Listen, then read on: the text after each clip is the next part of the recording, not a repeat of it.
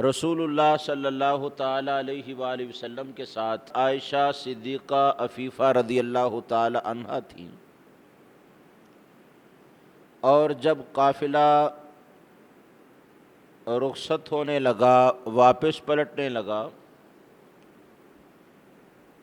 تو ام المومنین رضی اللہ تعالیٰ عنہ کا ہار جو تھا، سونے کا ہار، وہ گم ہو گیا، اور ہار کی تلاشی میں اتنا وقت صرف ہو گیا کہ نماز کا وقت شروع ہو گیا، اور کیفیت یہ تھی لیسوا علی ماء ولیس معہم ماء۔ اب وقت نماز پانی کی ضرورت تھی کہ وضو کر لیں، طہارت حاصل کریں، لیکن ان کے مشکیزے پانی سے خالی ہو چکے تھے، اور جس جگہ پر موجود تھے وہاں پانی موجود نہیں تھا، وہاں کوئی کنواں نہیں تھا، کوئی جوہر نہیں تھا، پانی کا وجود نہیں تھا۔ اب ظاہر ہے وقت نماز ہے، نماز ادا کرنی ہے، تو آقا علیہ السلام کی بارگاہ میں صحابہ نے آ کے عرض کیا، حضور پانی ختم ہو چکا ہے اور یہاں بھی موجود نہیں۔ اور یہی بات حضرت سیدنا ابو بکر صدیق رضی اللہ تعالی عنہ سے بھی لوگوں نے کہی کہ وقت نماز ہے، پانی موجود نہیں، وضو کی حاجت ہے، مشکیزیں خالی ہیں، اور یہاں کوئی کنواں بھی موجود نہیں، تو کیا کریں؟ ظاہر ہے وہ لوگ جو نماز کے عادی تھے اور جن کی تعریف رب العزت جل وعلا نے یوں فرمائی تھی، رجال لا تلہیہم تجارۃ ولا بیع عن ذکر اللہ، فرمائی اللہ کے محبوب کے غلام، آپ کے تربیت یافتہ اصحاب وہ لوگ ہیں جنہیں خرید و فروخت، کاروبار، لین دین، مال و دولت، کوئی چیز بھی اللہ کی یاد سے نہیں روک سکتی،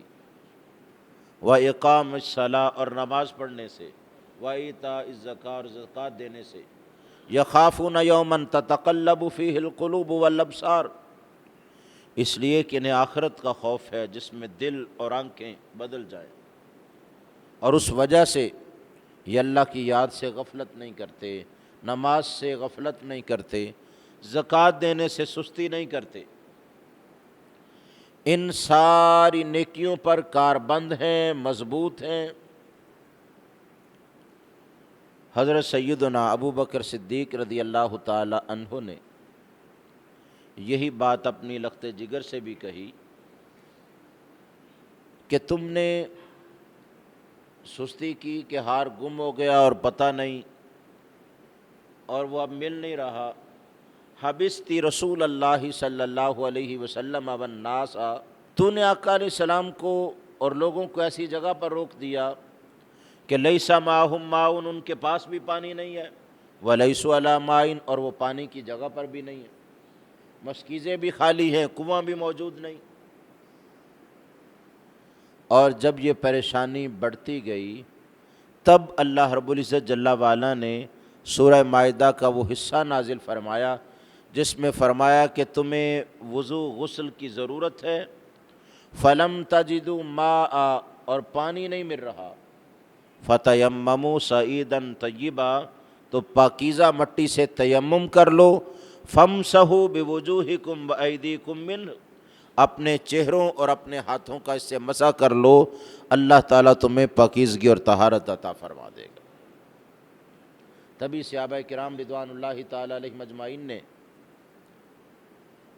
اس سہولت کے ملنے پر کہا، ما ہی اول ببرکاتکم یا آل ابی بکر، اے آل ابو بکر، یہ کوئی تمہاری پہلی برکت نہیں ہے کہ اللہ نے تمہاری وجہ سے اتنی آسانی عطا فرمائی اور قیامت تک امت کے لیے سہولت ہو گئی کہ پانی موجود نہ ہو یا پانی کے استعمال پر قدرت نہ ہو، تو اللہ تعالیٰ نے